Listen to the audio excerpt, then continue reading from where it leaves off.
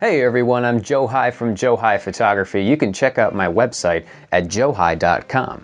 Thank you for tuning in. This is week 10 of my weekly feature. Every week this year, I'm showing you some new photos with a video like this one to go along with them. And this week, I'm showing you a new camera that I got, something that's pretty unique. I say new, but it was actually made over a century ago. Introducing the Kodak Brownie box camera. This is specifically the Kodak Brownie number 2. These little guys were made in about 1910 and were extremely simple to use. They could be bought for about $1 or $2.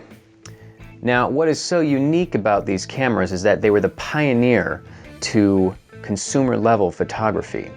They were extremely simple to use.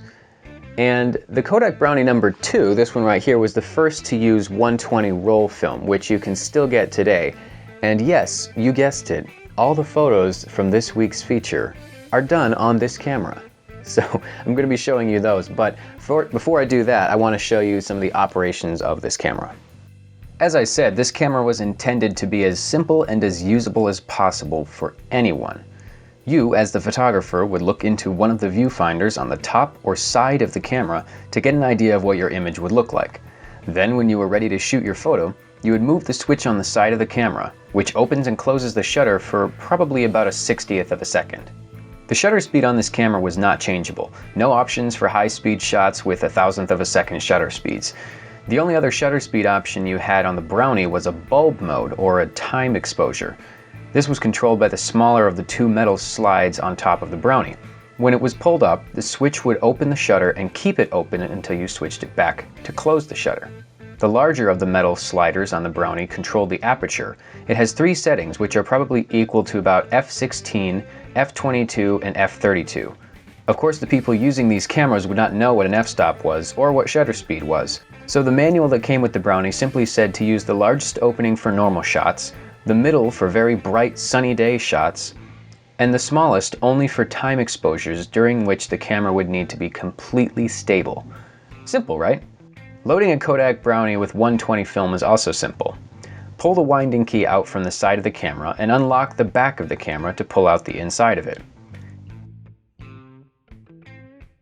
Insert the top roll of film into place and pull the paper on the roll around the camera onto the other, empty roll, which fits into place on the bottom. Then take the loaded camera core and put it back into the shell. Then use the winding key to advance the film until you see the number 1 appear in the red frame counter on the back. Now the Brownie is all set to take your first shot. The Brownie number 2 creates negatives that are about 6 by 9 centimeters and can only fit 8 shots onto a roll of 120 film. Here are some shots that I took while I was in Ithaca last week. I tried to treat the Brownie as a simple snapshot camera as it was intended to be used, and I thoroughly enjoyed myself. It just baffles me how something so simple can take pictures, can be an actual camera.